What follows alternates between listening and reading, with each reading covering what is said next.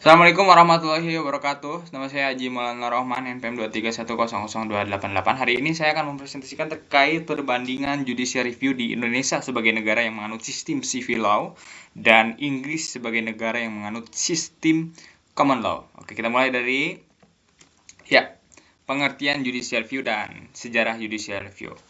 Itu ada 3 poin pengertian, tapi saya jelaskan secara singkat. Jadi judicial review ini adalah suatu instrumen atau alat untuk kemudian melindungi hak-hak warga negara dari tindak kesewenang-wenangan dari pemerintah. Kalau di Indonesia bukan hanya lembaga eksekutif tapi juga lembaga legislatif dalam hal ini yang membuat peraturan perundang-undangan gitu ya. Nah, judicial review ini diperuntukkan untuk kemudian menguji apakah peraturan, keputusan, undang-undang yang dikeluarkan oleh pemerintah ini bertentangan tidak gitu ya. Ini mencederai tidak dengan hak-hak warga negara, hak asasi manusia dan lain-lain gitu. Mencederai tidak dengan asas-asas hukum gitu. Nah, itulah fungsinya judicial review gitu. Tujuannya yaitu membatasi kesewenang-wenangan atau menghindari kesewenang-wenangan yang dilakukan oleh pemerintah gitu. Nah, kalau dari sejarahnya kita ini kan berbeda nih. Ada Inggris dan Indonesia gitu. Masing-masing memiliki doktrin yang berbeda. Kalau Indonesia itu terpengaruh dari Hans Kelsen ya. Hans Kelsen ini dari sejarahnya dia memiliki ide terkait judicial review. Itu bukan judicial review-nya sih, Hans Kelsen itu memiliki ide terkait lembaga untuk kemudian yang melakukan judicial review itu terinspirasi dari kasus antara Marbury dan Madison ya. Kalau di Amerika Serikat gitu perkembangan judicial review terkenal mulai dari kasus itu Marbury dan Madison gitu pada tahun 1803 ya. Chief Justice gitu yang bernama John Marshall gitu ya. Chief Justice itu kalau di sini ketua pengadilan atau ketua Mahkamah Agung, saya lupa lagi ya, menyatakan bahwa pengadilan memiliki kewenangan untuk menyatakan undang-undang itu bertentangan dengan konstitusi dan tidak berlaku. Intinya seperti itu. Ya.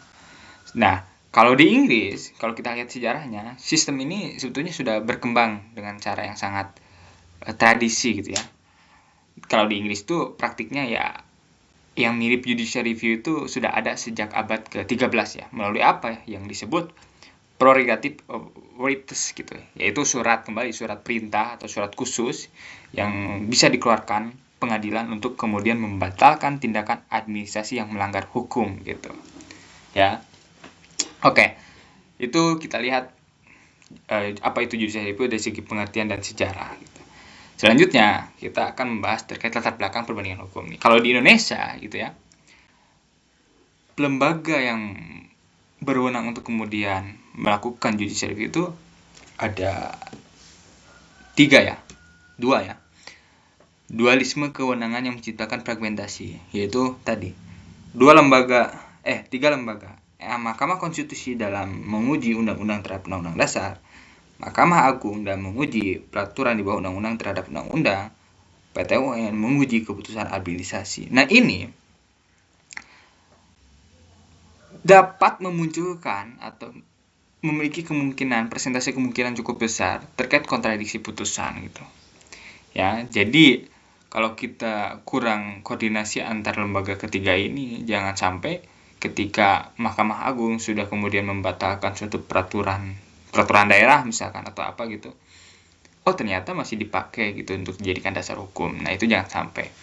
Kalau kita lihat dalam praktiknya sekarang itu sebetulnya masih banyak ya perda, peraturan daerah yang di dalamnya masih memuat copy paste dari peraturan atau norma-norma yang sudah diatur sebelumnya oleh undang-undang. Nah, ini berdasarkan Undang-Undang 12 tahun 2011 ya tentang pembentukan peraturan perundang-undangan, bahwa peraturan yang di bawah tidak boleh bertentangan peraturan yang di atas. Pertanyaannya, peraturan yang di bawah itu yang dimaksud bertentangan itu yang seperti apa? Undang-Undang 12 menjawab bahwa peraturan yang bertentangan adalah yang pertama, secara norma, secara materi itu bertentangan dengan peraturan yang di atasnya gitu.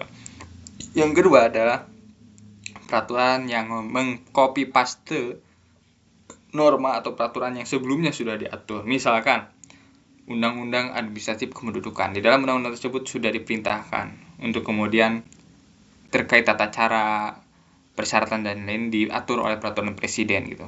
Peraturan presiden sudah mengatur semua tata cara dan persyaratan. Perda tanpa ada delegasi maupun atribusi atau di dalam Undang-Undang 23 juga tidak diberikan kewenangannya untuk kemudian membuat peraturan. Mereka membuat peraturan yang sama gitu. Padahal kan secara normatif terkait persyaratan, tata cara sudah diatur di dalam peraturan presiden gitu. Itulah yang dimaksud kontradiksi putusan itu.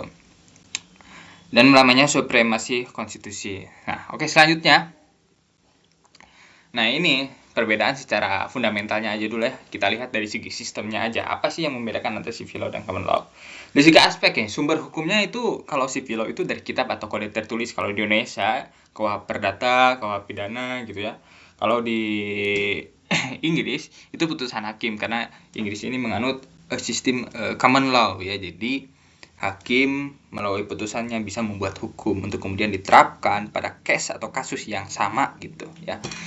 Pendekatan sistematis dan deduktif kalau Inggris empiris dan kasistik. Dalam peran hakim ya tadi, kalau hakim di Indonesia menerapkan undang-undang, kalau di Inggris common law dia membuat hukum melalui apa? Melalui putusan hakim gitu. Kalau di secara fleksibilitas nih, kalau Indonesia ini kaku ya, karena apa? Ya seperti yang saya jelaskan sebelumnya juga, bahwa ketika memang ada suatu peristiwa atau perilaku yang sebelumnya belum diatur di dalam undang-undang tertulis, agak repot juga gitu ya. Nah, tapi dalam prakteknya kan hakim juga bisa merekonstruksi hukum gitu ya. Hakim juga bisa membuat hukum ketika memang ada kekosongan hukum pada saat itu. Ya, tentunya dipertimbangkan diambil melalui pendapat para ahli juga, mungkin dari jurisprudensi juga bisa dan lain-lain. Nah, kalau di Inggris tentunya fleksibel ya, karena mereka by putusan dan case law gitu, kasus hukum. Selanjutnya, nah ini landasan konstitusional ya, pasal 24 Undang-Undang Dasar berbicara tentang kekuasaan kehakiman. Nah, khususnya di pasal 24A Mahkamah Agung ya, di pasal 24A ayat 1 yang menjelaskan bahwa Mahkamah Agung memiliki kewenangan untuk legal review untuk menguji menguji peraturan di bawah undang-undang terhadap undang-undang. Kalau constitutional review itu menguji undang-undang terhadap undang-undang dasar. Nah, itu landasan konstitusional atau dasar hukum, dasar kewenangan Mahkamah Agung dan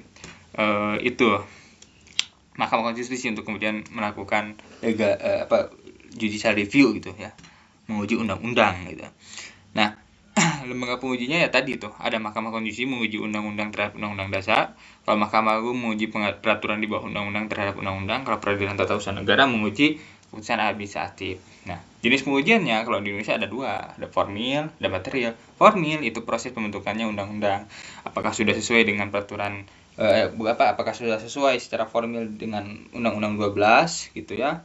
Kalau secara material apakah dia bisa diuji dulu terhadap Undang-Undang 23, dia uji dulu terhadap apakah ada undang-undang yang mendelegasikannya, apakah ini bersumber dari atribusi dan lain-lain gitu ya. Itu materialnya. Selanjutnya, nah ini tahapan judicial review yang sudah diatur di dalam peraturan Mahkamah Konstitusi nomor 2 tahun 2021 ya, mulai dari pendaftaran, pemeriksaan berkas maksimal selama 2 hari kerja, penetapan hari sidang, terus pemeriksaan pendahuluan, kelengkapan, perbaikan materi, terus sidang persidangan pleno, tujuan dengan keterangan, rapat musyawarah hakim, nanti rapatnya rapat musyawarah hakim terus tutup musyawarah untuk mufakat. Lalu lah setelah hakim bermusyawarah muncullah keputusan yang bersifat final mengikat erga omnes. Nah, erga omnes ini artinya berlaku untuk keseluruhan. Jadi ketika hakim mengeluarkan putusan Mahkamah Konstitusi misalkan terkait penafsiran terhadap suatu pasal, maka seluruh Indonesia harus menafsirkan secara yang sama dengan putusan yang ada di Mahkamah Konstitusi. Seperti itu ya singkatnya. Selanjutnya, judicial review di Inggris nih, parliamentary sovereignty parliament adalah pembuat undang-undang tertinggi gitu. Rule of law, kesamaan semua orang di hadapan hukum. Judicial independensi, pengadilan independen. Nah, bedanya dengan di Indonesia, kalau di Inggris itu terintegritas gitu dalam satu lembaga, yaitu pengadilan. Yang bernama apa? Administrative court gitu ya. Cuman kekurangannya adalah mereka ini tidak bisa menguji undang-undang tuh ya. Mereka hanya menguji putusan gitu. Itu kelemahannya gitu. ya. Nah, jenis pengujian tidak dapat meninjau primary legislation atau undang-undang parlemen, hanya menguji keputusan administratif dan publik. Gitu. Mungkin yang membedakannya lagi, sifat putusannya. Kalau di Indonesia, putusan Mahkamah Konstitusi itu final, mengikat, erga omnes. Kalau di Inggris, sistem common law, mereka masih bisa banding dalam kasus-kasus tertentu gitu ya. Nah, selanjutnya untuk hakim dipilih berdasarkan Lord Chief Justice atau keahliannya di bidangnya gitu, berspesialis dalam judicial review gitu. Oke, selanjutnya kita lanjut. Nah, standar pengujian di Inggris. Kalau tadi standarnya kalau di Indonesia itu kan melalui uji formil. Ketika uji formil udah oke, udah lulus, kita uji material gitu ya. Kalau di di Inggris di common law itu yang pertama illegality. Illegality ini untuk kemudian menunjukkan atau membuktikan bahwa apakah yang mengeluarkan putusan tersebut memiliki kewenangan yang betul-betul dimilikinya. Jadi, saya ini berwenang tidak nih mengeluarkan putusan ini? Ya kalau tidak berwenang, maka bisa dibatalkan seperti itu. Yang kedua, irrationality. Jadi, apakah keputusan yang dikeluarkan ini masuk akal atau tidak? Ya, kalau masuk akal, maka bisa dipertimbangkan. Kalau tidak masuk akal, langsung tidak diberlakukan gitu ya. Ya kalau di Indonesia sih contohnya putusan-putusan yang tidak masuk akal kebanyakannya ya putusan-putusan bagi tindak pidana korupsi gitu ya, porsi berapa ratus triliun tapi hanya dihukum 6 tahun 6 bulan gitu. Nah, itu kan tidak masuk akal. Nah, maka putusan tersebutlah yang harus kemudian diuji nih, ini betul tidak ini masuk akal tidak nih putusannya gitu ya. Procedural impurity gitu ya. Yang terakhir procedural impurity. Nah, terus terkait pembatasan penting ya tadi parlemen adalah pembuat undang-undang tertinggi, role of law, kesamaan semua orang di depan hukum, judicial independent, pengadilan yang independen gitu.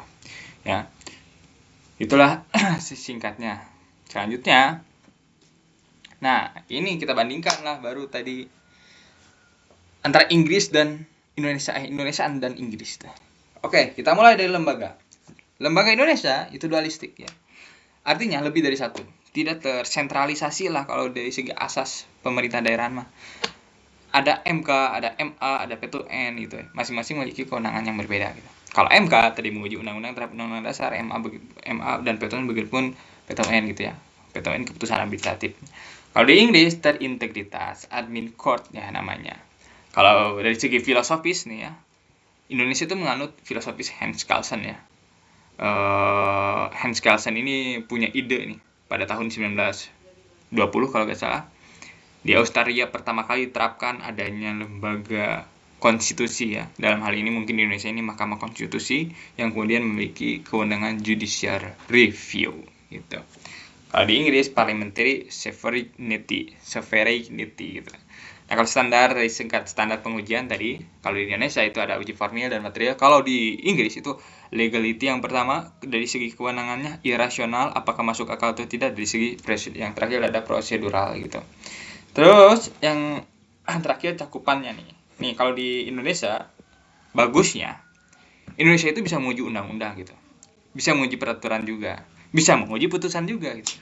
Kalau di Inggris itu hanya keputusan gitu. Nah, sumber hukum, ya ini sudah dibahas juga, ini suatu perbedaan yang fundamental. Kalau sumber hukum yaitu kitab atau kode tertulis bagi common law atau Indonesia. Kalau di Inggris itu baik case law ataupun putusan hakim gitu. Selanjutnya, proses terstruktur dan ketat di Indonesia mah ya. Kalau di Indonesia kan sudah ada tuh peraturan Mahkamah Konstitusi dijelaskan terkait struktur, persyaratan dan lain-lain gitu ya. Tata cara bahkan juga sudah diatur dalam peraturan Mahkamah Konstitusi nomor 2 tahun 2021. Kalau di Inggris itu fleksibel dan sederhana gitu. Keputusannya juga sangat berbeda, ini penting banget nih. Final mengikat erga omnes gitu ya. Jadi ketika Mahkamah Konstitusi sudah memutuskan suatu putusan, sudah selesai, tidak ada upaya hukum lagi gitu ya. Semua orang dipaksa untuk setuju dengan putusan Mahkamah Konstitusi gitu. Kalau di Inggris banding untuk kasus-kasus tertentu misalkan gitu. Jadi bisa banding intinya gitu untuk kasus-kasus tertentu. Nah, responsivitas statis, dinamis, fleksibilitas kaku dan fleksibel ya, ini sudah saya jelaskan sebelumnya. Selanjutnya, nah ini dia keunggulan di Indonesia civil law ya. Yang pertama komprehensif, menyeluruh gitu, bisa menguji seluruh gitu. Undang-undang bisa diuji, keputusan bisa diuji, peraturan di bawah undang-undang bisa diuji gitu. Artinya perlindungannya itu terpenuhi gitu ya. Mau undang-undang yang dibentuk oleh legislatif, melalui judicial review kita bisa mengujinya apakah undang-undang tersebut tidak bertentangan atau tidak ya. Melalui peraturan tentu saja, melalui keputusan tentu banget gitu ya, bisa mengajukan PT-UN. Tapi kalau di Inggris ketika misalkan parliamentary dia mengajukan undang-undang, ya Mahkamah Admin Court tidak bisa tidak memiliki kewenangannya gitu untuk kemudian menguji hal tersebut. Seperti itu. Nah, melindungi supremasi konstitusi dengan maksimal ya tadi saya sebutkan, standar jelas dan terstruktur, kredibilitas tinggi. Nah, artinya ada kepastian hukum tuh ya. Jadi kalau udah diputuskan oleh MK ya udah gitu, pasti hukumnya udah itu gitu, satu gitu ya. Tapi kalau di Inggris itu kepastian hukumnya memang tidak sekat langsung gitu, tapi masih ada perbandingan atau upaya hukum banding bagi kasus-kasus tertentu. Nah, kelemahannya struktur dualistik fragmentasi tadi kurang terkoordinasinya ini bisa menciptakan interpretasi gitu, interpretasi hukum yang berbeda gitu. Artinya gini, ada beberapa mungkin ada beberapa undang-undang yang kemudian udah diputuskan oleh Mahkamah Konstitusi bahwa pasal sekian tidak berlaku, ternyata dalam praktiknya pasal tersebut masih digunakan dan masih dipertimbangkan seperti itu. Nah, contohnya gitu ya. Terus kontradiksi putusan antar lembaga, ketidakpastian hukum, sistem kaku, dan lambat beradaptasi. Selanjutnya, keunggulan dari Inggris ya, common law, terintegritas, konsisten. Jadi tidak ada lagi tuh kontradiksi antara putusan, tidak ada lagi itu. Karena memang satu lembaga yang mengeluarkan putusannya gitu ya. Gitu. Selanjutnya, responsif dan fleksibilitas beradaptasi, dinamis melalui jurisprudensi hakim, proses sederhana dan fleksibel. Kelemahannya tidak bisa menguji primary legislation, ya itu kelemahannya itu ya. Terus pelindungan konstitusinya terbatas, tidak semaksimal gitu ya. Kalau di Indonesia kan maksimal, undang-undang bisa diuji gitu ya. Peraturan bisa diuji, putusan bisa diuji. Nah, kalau di Inggris itu nggak bisa tuh undang-undang tuh. Jadi kurang maksimal gitu perlindungannya gitu. Nah, bergantung pada voluntary compliance parlemen, prediksibilitas rendah karena standar fleksibel. Oke, selanjutnya kita menuju ke akhir. Kesimpulannya, Indonesia menganut sistem dualistik dengan 3 lembaga berbeda berdasarkan model Kelsenian ya.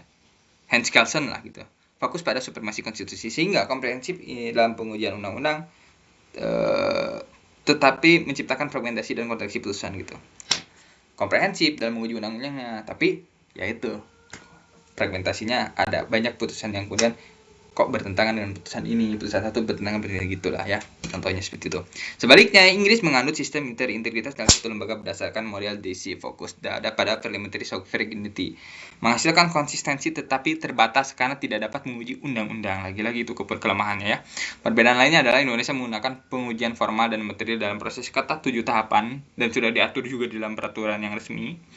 Putusannya final dan organis yang memberikan kepastian tinggi ya, tetapi kaku gitu. Sementara Inggris menggunakan standar fleksibel melalui jurisprudensi hakim dengan proses sederhana 3 bulan yang responsif tetapi prediksibilitas rendah. Kesimpulannya, kedua sistem memiliki trade off gitu ya. Indonesia komprehensif tapi fragmentasi, Inggris konsisten tapi terbatas gitu. Sehingga pembelajaran dari Inggris dapat menginspirasi reformasi judicial review di Indonesia agar lebih terintegritas dan responsif dalam melindungi hak warga negara. Mungkin sekian yang bisa saya sampaikan. Mohon maaf jika ada kesalahan. Wassalamualaikum warahmatullahi wabarakatuh.